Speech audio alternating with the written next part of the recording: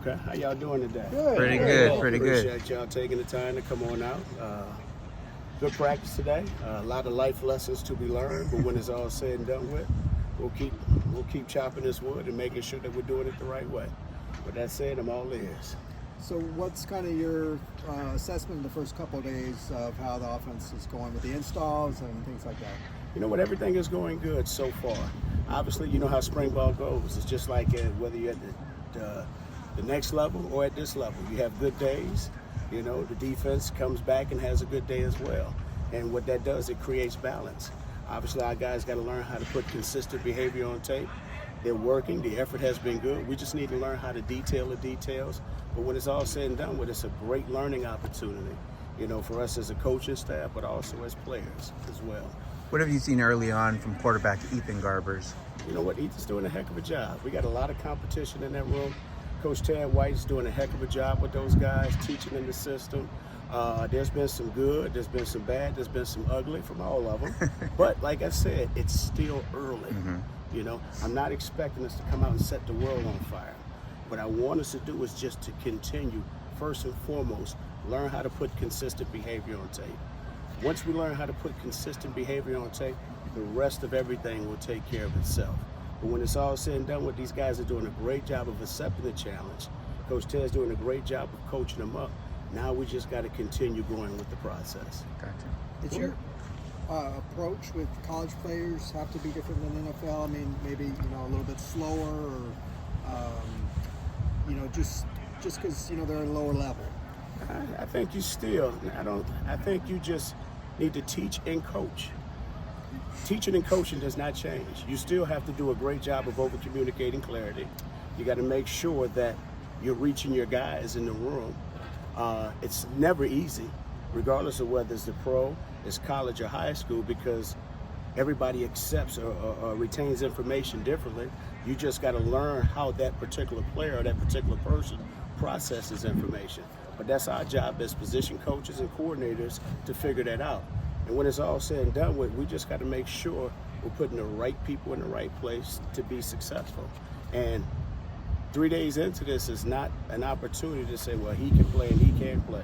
Nah, you want to have your full body of work for all of spring ball just to truly get an assessment of what the young men can do or not. How does it feel to be back at UCLA after 20-ish years? You know, it feels pretty damn good. I should say that. I mean, everybody thinks it's misery out here with this weather. It's cloudy and it's raining. It feels great. You guys have no idea. I mean, it's beautiful. I mean, look at this facility. This facility wasn't here. I remember once upon a time, this used to be the old coach and running back room here, you know? So there's tons of things that have changed. Coach Foster's doing a hell of a job. Mm-hmm. I'm glad he considered me. It feels good to be back home. I got family all over the place. Like I said, the sun is starting to come out right now. It's peeking through. And you can't pick a better place to be, you know, than UCLA. I mean, it's beautiful.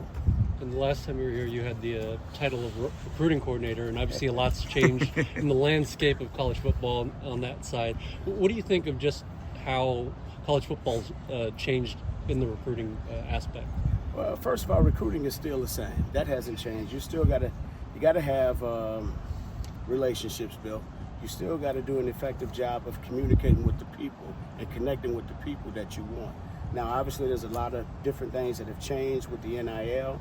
And I'll tell you like this, honestly, I don't know very much about it because that's a head coach's question. But one thing I do know is this: you always want to identify the best players.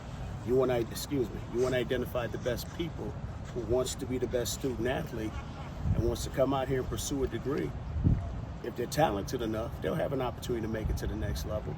But if a young man wants to come to this institution and earn a degree, and they happen to have some talent, we'll coach them up and find out if they can play at the next level.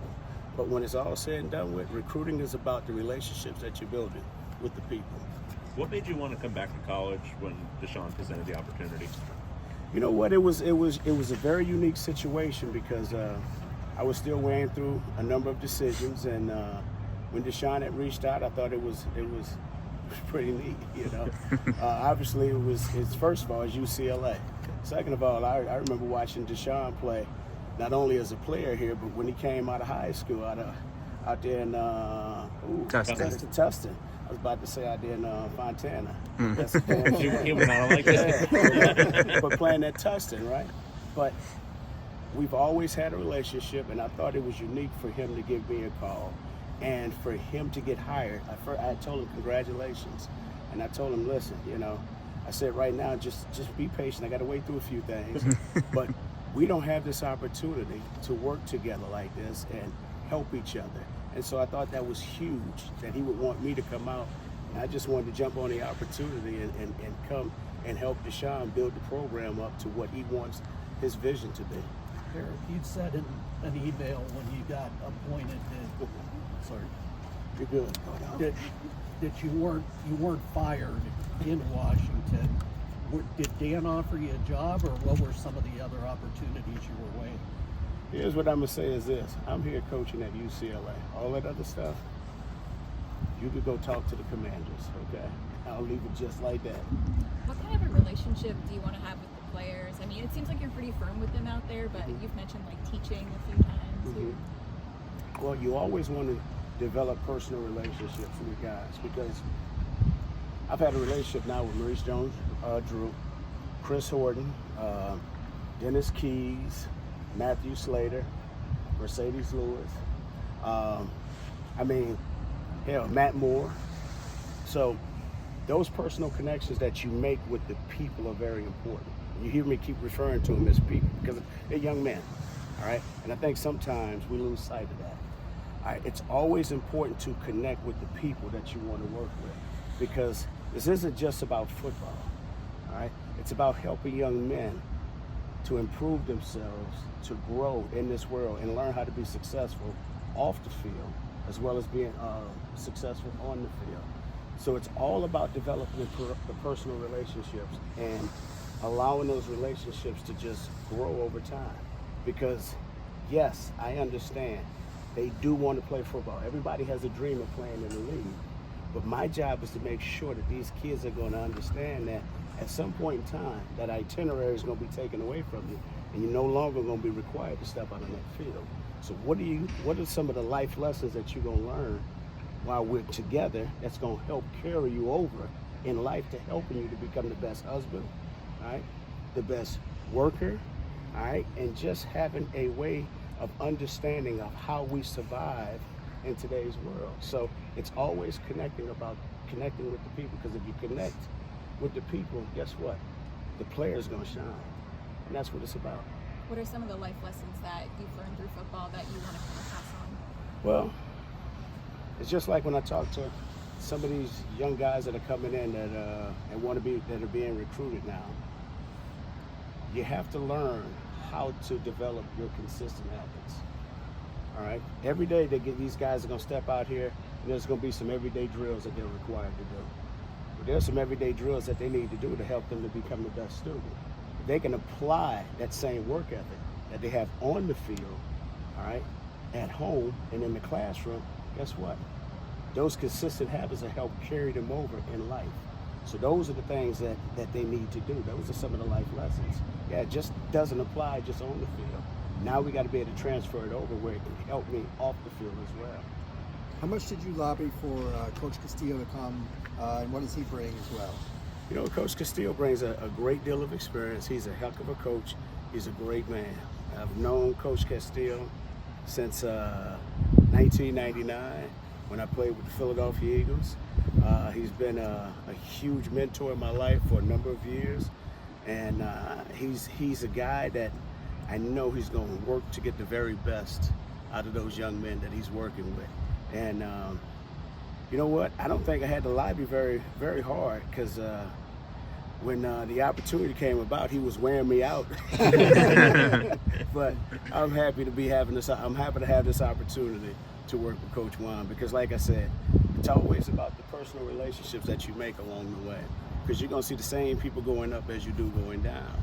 And I established a relationship with him as a player when I played with the Philadelphia Eagles when he was the O-line coach, and we've always remained in contact.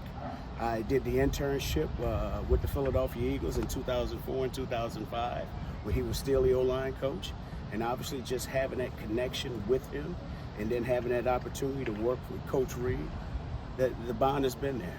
And you always want to work with good people. And that's another thing. You learn in this profession. It ain't necessarily where you work. UCLA is a special place.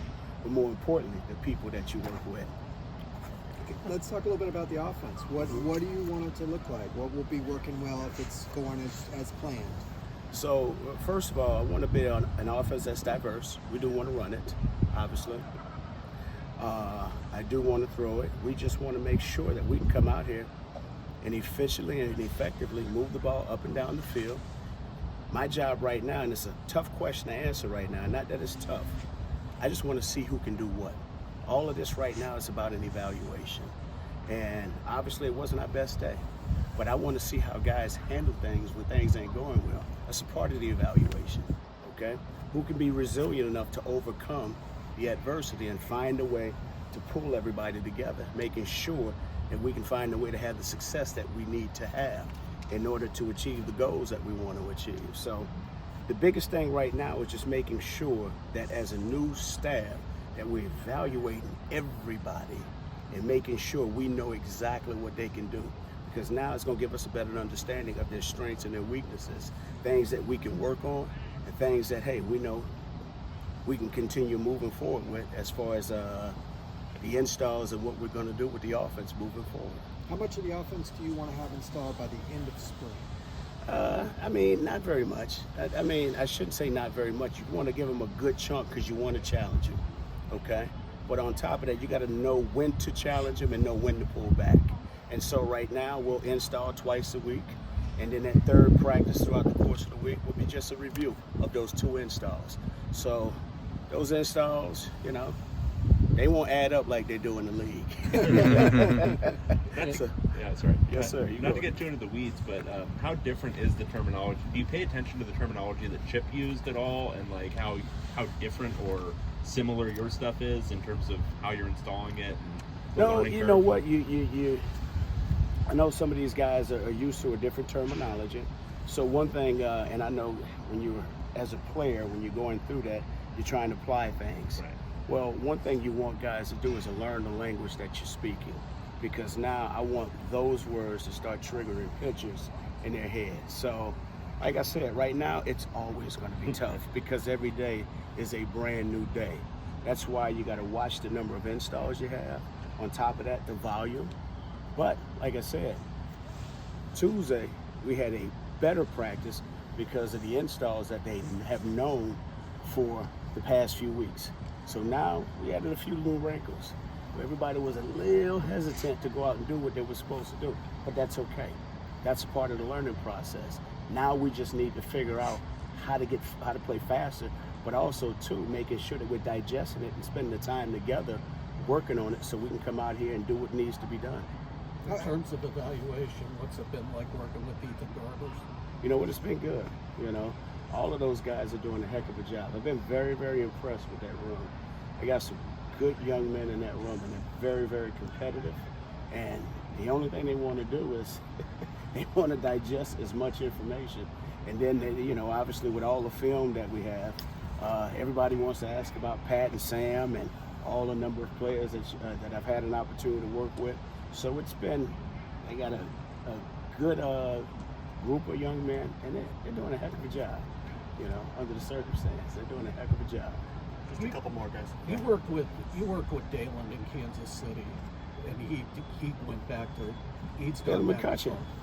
I'm sorry, McCullough. Yeah. Did you ask him what it was like coming back to Modern College, or just any other coaches about going from the league back to college? So first of all, Dalen is a great coach. Okay, he did a heck of a job for us in KC. So he had these 3 young men that were growing up, and they're all pretty damn good college football players. So we knew at some point in time he was probably going to leave us. But Dalen's doing a heck of a job, and I have no problems coaching at either level, because when it's all said and done with, teaching is teaching and coaching is coaching. All right? And if you have good personal skills, guess what? The recruiting takes care of itself. And so why not have this opportunity to share all my experiences to help young men and to help young people? So Dylan was a great example, but I also know why Dylan went back, because it gave him an opportunity to keep up with those young grown men that he was raising, because at that time he had 3 of them that were coming out of high school that were pretty damn good. How big of a role does the fullback play in your offense? You know what, we're going to find one, and we're going to make sure that he can play a huge role when needed, yes. You know, I want to basically have a fullback. I think if you have a fullback, it helps you in a number of ways, because we ask those guys to do a number of things, whether it's blocking for a halfback, whether it's participating in the pass game, or even taking some of the stress off the tight end. So, you know, I think that position is not something that is lost, but something that is very, very valuable. And you'll notice around the league now, teams are starting to discover that fullbacks are more of a priority than not. You know, we saw you talking to TJ Harden quite a bit that first practice. What are your just general thoughts on what he brings as a player? Toughness. Kid's a good kid. I mean, he works at it. It's important to him. I like everything that he's put on tape. You know, it's he's a quiet kid. I want him to be a little bit more outspoken, if anything. But he's not a kid that has many words. He allows his actions to speak. But I've enjoyed watching him. It's been fun, and he's a leader by example, and I'm impressed with what I've seen so far. The last one over here. Just how much leeway do you have in designing this offense? Like, what are the conversations with DeShaun like? You know what? They're always open. Anytime we're putting something in, I always want him to feel a part of it, because I'm going to give everything to him, and I want him to say, hey, you know what? If he likes it or if he doesn't. So it's all inclusive, and when it's all said and done with, it's our offense. It's not just anything that I've designed. Yes, I got tons of ideas. I got a ton of plays, but I want this to be ours. We're a new coaching staff, so we have to build it together. And that's why I was saying I want to see exactly what we have as a team. That's why this process right now with spring ball, it's all about evaluating. I want to evaluate what we have. I think we got a good collection of young, good student athletes that can do a lot of different things. Now we just need to figure out how to do it together and do it together well. So, thank you guys. Thank I you. appreciate y'all.